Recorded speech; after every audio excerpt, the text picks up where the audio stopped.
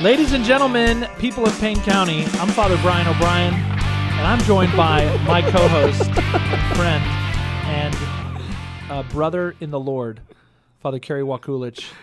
Welcome, Father Kerry. He's already laughing because this is going to be an unbelievable episode. Dude, we have been waiting for this moment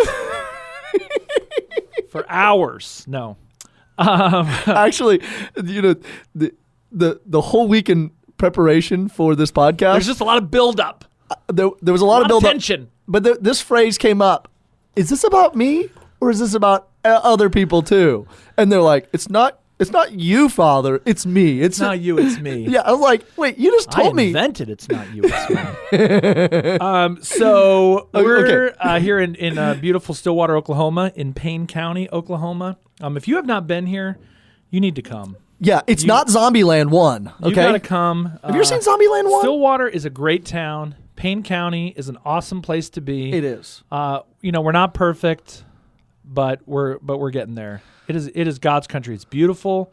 The weather's great. The sun sets and sunrises. Oklahoma State University. The people of Stillwater are the nicest in the world. Whoa. That also includes other areas such as Glencoe. Or Agra. Ripley and Agra and Perkins. Agra or Agra? Agra, sorry. Come on. And Coyle. Anyway, awesome. Just awesome people. The Perkins Tryon. We've got beautiful churches and beautiful people. And that's why you should come. And no zombies. And visit us. I'm plugging Zombieland 1. It is the most incredible movie I've ever seen.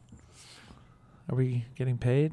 No. Oh. I'm just telling you, there's no zombies here. Okay, so several months ago, we did an episode called Things Our People Do, Annoying Things Our Parishioners Do.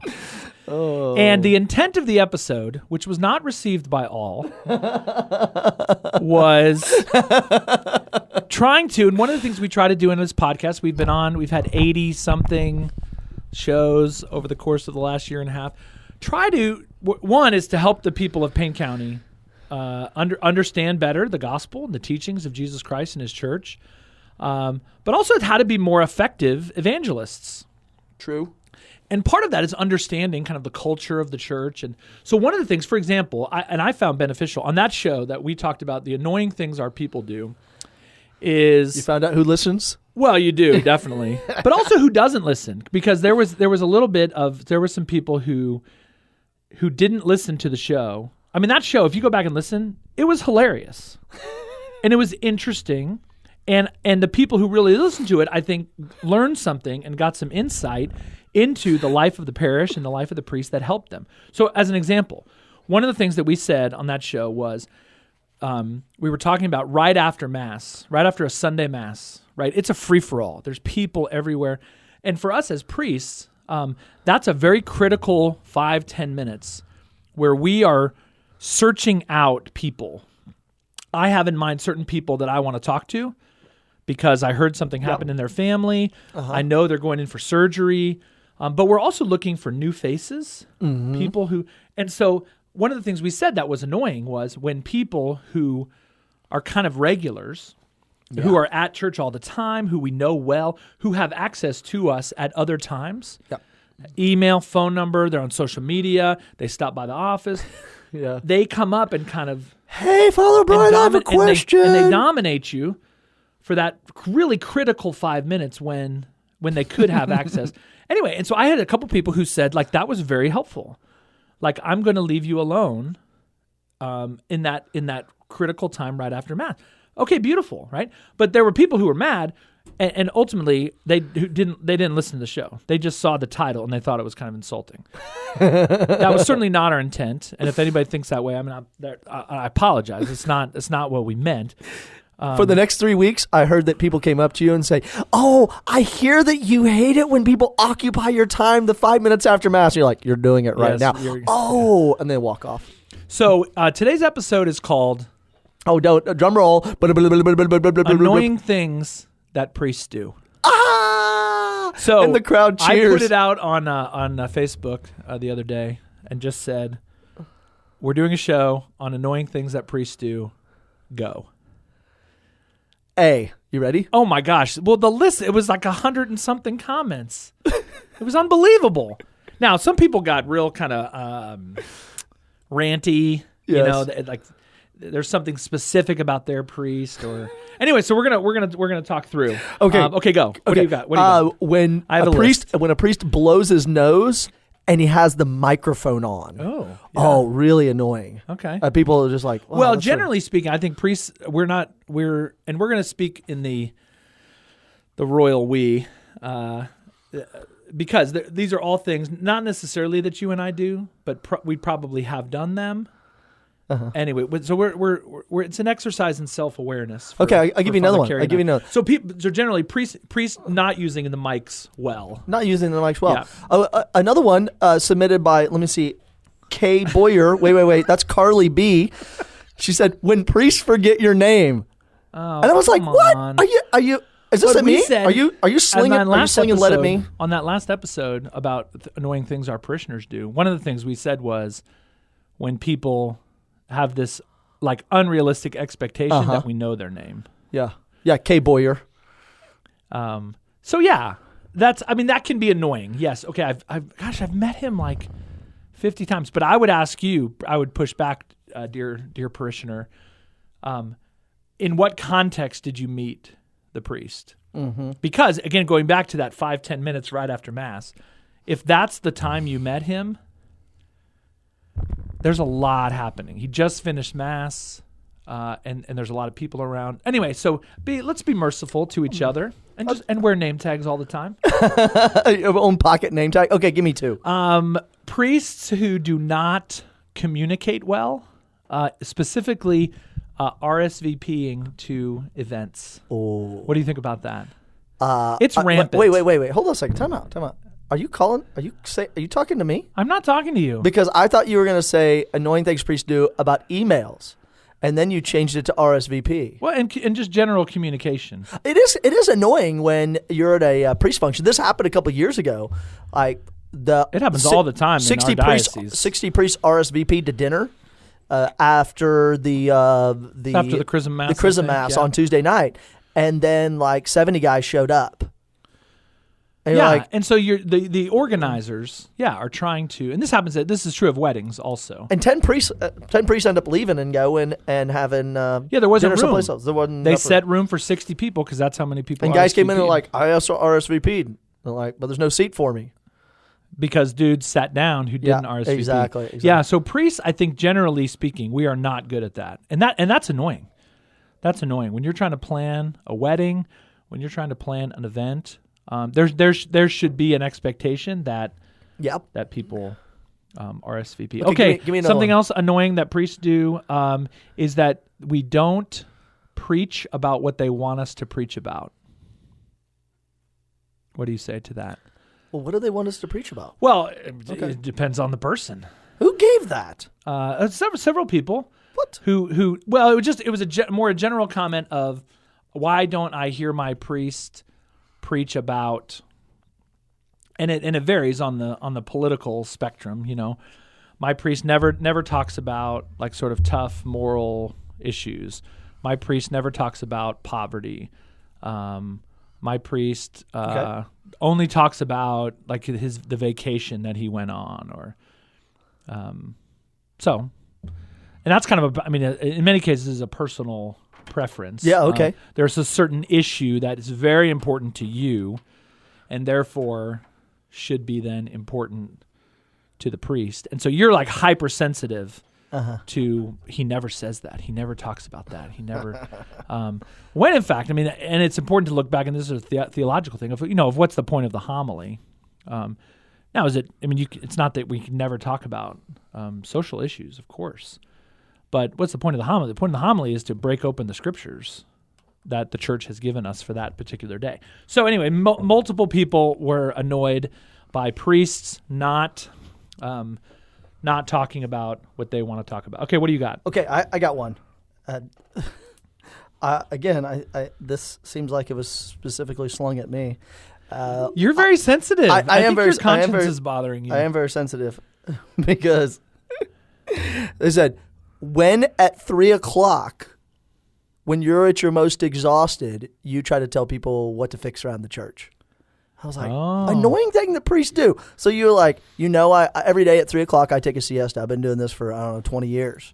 Every day at 3:00. And apparently annoying thing I do, T. Uribe, is apparently tell my staff things that need to get done when I should just like. And is the annoying thing is that you're like not in a good mood? That I'm just like trying to micromanage.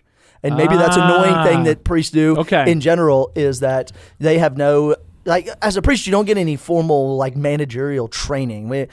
That's all changing. A lot of new things are happening. People don't know how to work with their employees sometimes, and so they try to micromanage and they try to do everything. And that's a second one that somebody told me. Is like, if you have a finance council and people that are experts in finance, or you have a business council group that are experts in business, listen to them.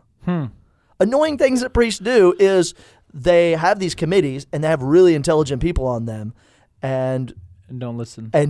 Yeah, annoying things that priests do. Well, and so I think an annoying thing for people is can be priests' sort of managerial style. Mm-hmm. So in your case, Taylor Yu, who will remain nameless, she said that there's those moments of the day when you're kind of micromanaging. And I don't do that except for like 30 minutes in the day. But then I would also, I know there are people who are annoyed by their priests sort of laissez-faire off, whatever you guys do is fine. Like they want direction and they're not getting it. Right. From the priest. So there are priests who are involved in every little tiny thing and don't let their staff do anything what they were hired to do.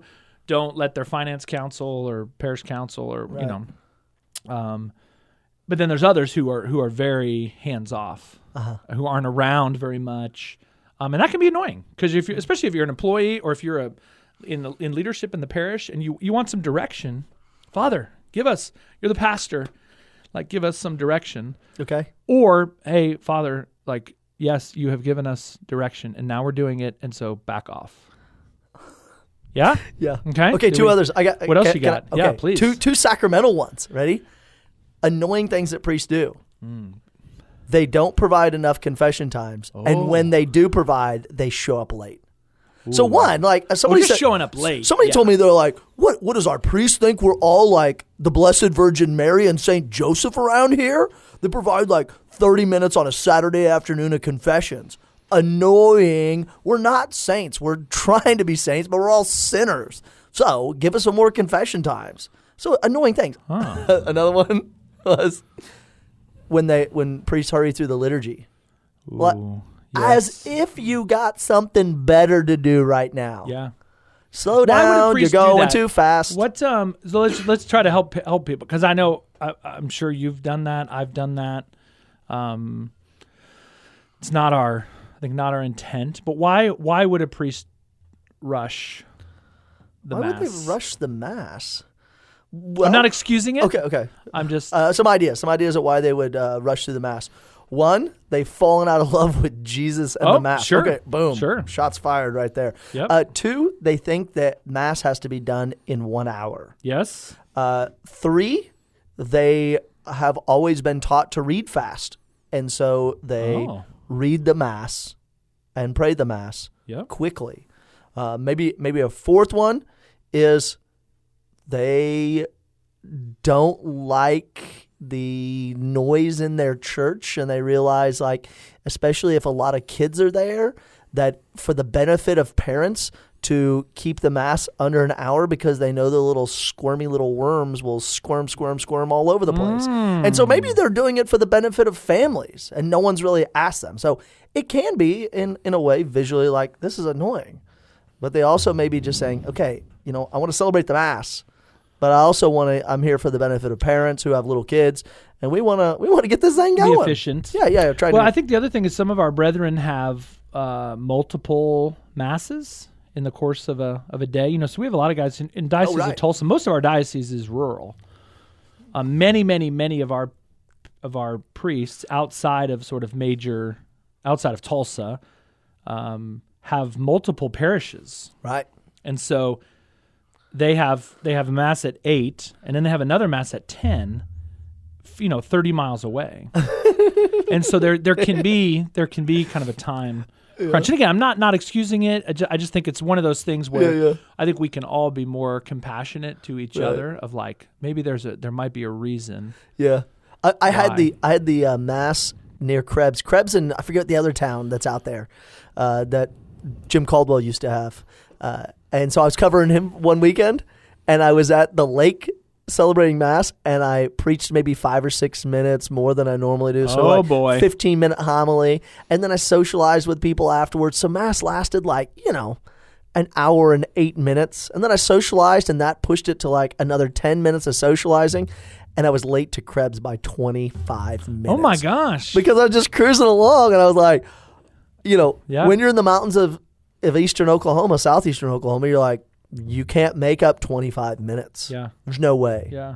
And so I was 25 minutes late to Mass. Okay, let's talk about preaching. Because that came up among many people.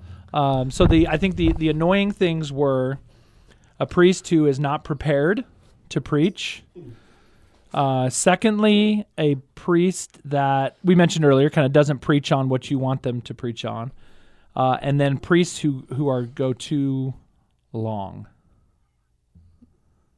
They go too long, and it's good, or they go too long. Well, and it's like I think there was a sense. At least the people on my little Facebook feed who said if you're a good public speaker, if you are good at presenting and speaking publicly, then there's a little more latitude in terms of length. Like you can go longer because you're able to keep people's attention. But that those maybe who are not as gifted. I'll give you a good example. I preach, my homily in Spanish is shorter than it is when I preach in English.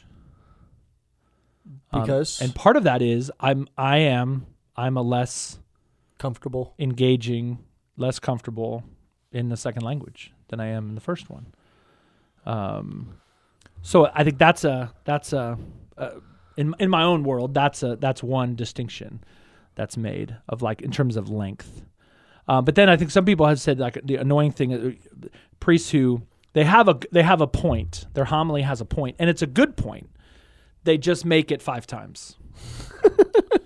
And so what could have been, a really, really, really good 6-7 minute homily is a 14-minute homily of what we heard in the first 6 minutes, just in different, over and over. Does that happen?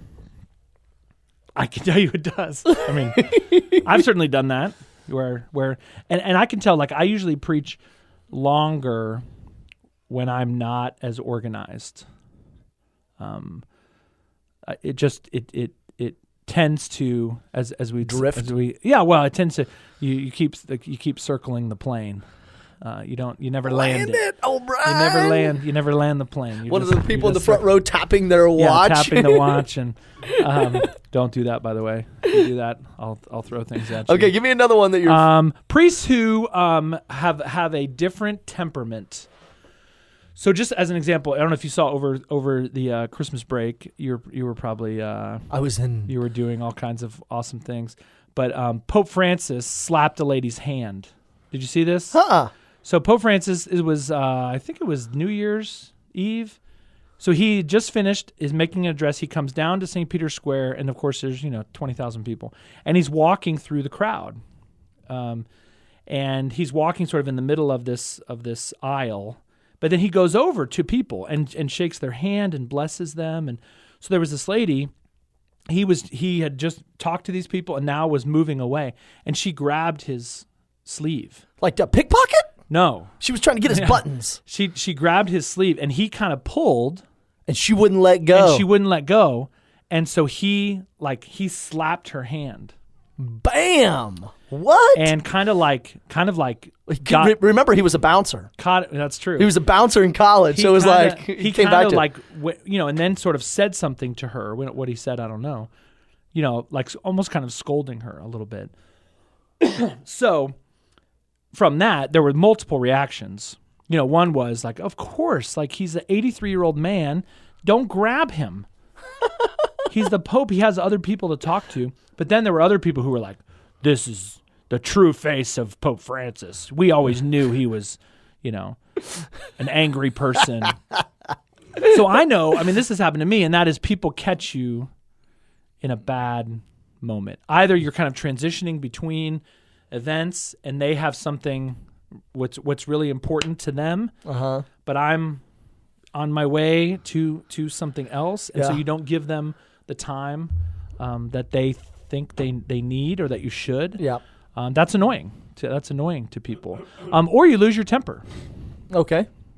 And slap a hand. Well, whether it's slap her hand or kind of not give somebody their due.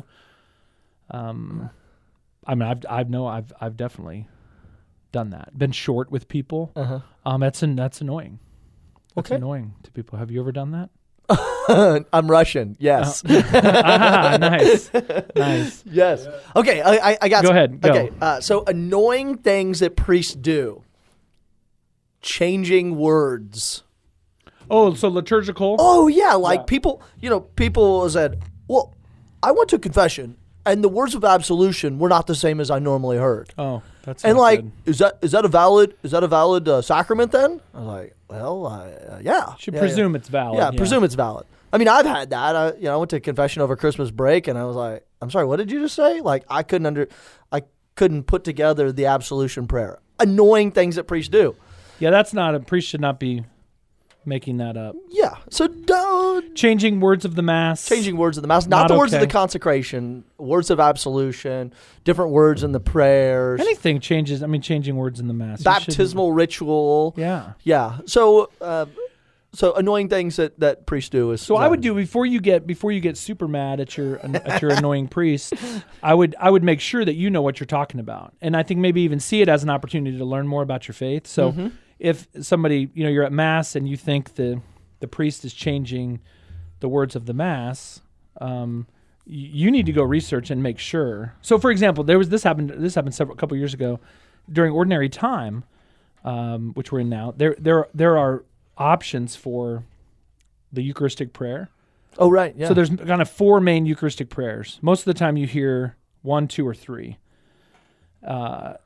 But Eucharistic prayer 4. You pulled out 4? I use 4. Whoa. During ordinary time, probably once every 2 weeks. Yeah, the liturgy of Basil the Great. And then there are these Eucharistic prayers for various needs and occasions, and so somebody after mass, they were like legit mad at me. And I consider myself, I'm not no one's going to call me like a tratty, but like I celebrate the mass. I say the black and do the red. I celebrate the mass as I was taught, and they were like mad that like where did that come from? And you can't make up your own prayer. Who do you think? I was visiting the parish. Who do you think you are? And I was like, whoa. And what Eucharistic prayer did you use? It was the various needs and occasions. Oh yeah, one of the options in the back. Right, and it was a ferial day during ordinary time. It was not a saint's day. It was not a big feast or anything. It was legit option. Okay. And I said, ma'am, that's in the missal. I can't make that up on the fly. I don't. Well, I've never heard that. And I said, yes, okay, you've never heard that, but. It's in the missal. Like, would you like to come? I can show. No. And she kind of stormed off. And like, I never got a chance to like really show her in the missal. But in that case, she would have been much better served to do a little research, and then call me later. Yeah. And if I was wrong, she should call me out. Was this your mom again?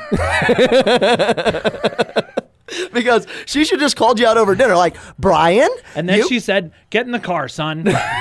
I'm taking you home. Let's go." Okay, another thing priests do. I have one more, and that is annoying thing is that we sometimes act busy. Somebody wants something, needs something, wants our attention, and we act busy. And I don't really know what to do about that. Because sometimes I would say we priests are not universally busy. Like sometimes people are in legit need. So, like I find out, 5 days later they were in the hospital. Oh, I didn't want to bother you. Mm-hmm. Okay, please bother me. Like I really needed to go to confession, but I didn't want to bother you. Please, bother me. You're not bothering me for those things. Okay.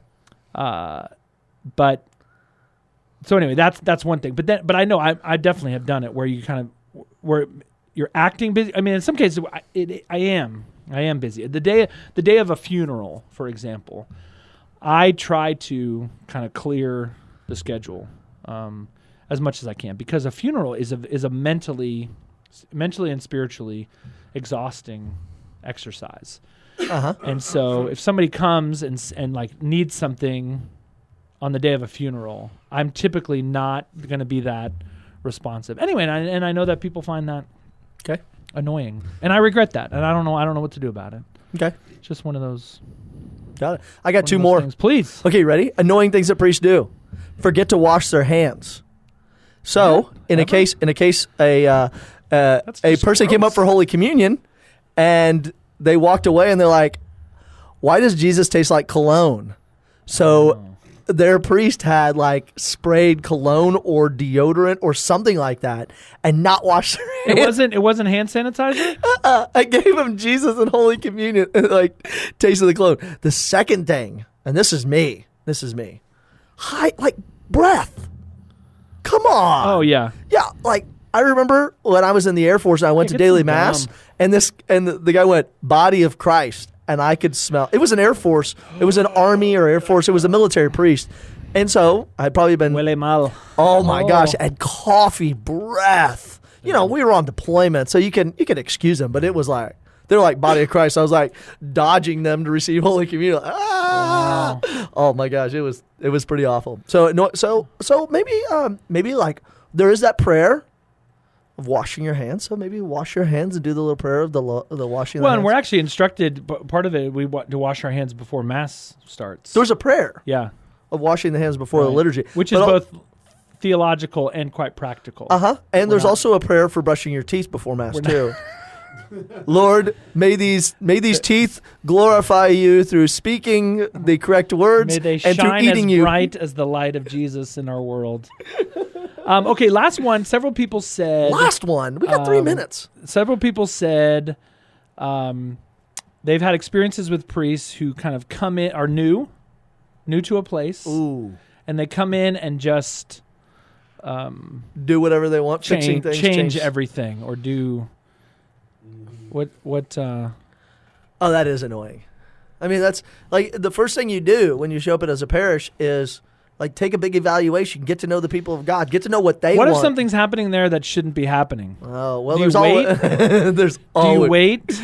You wait. I mean, we were taught in seminary, when you get somewhere, just do a lot of listening and get there, and then wait a year before you change anything. A priest I worked for in Denver, he said he arrived at the parish and the people were making their own bread with raisins in it. Yeah, that's no good. And so that has to be stopped immediately. The first thing he had to do. So there's some things. It's like when you go to a scene of an accident, you do it.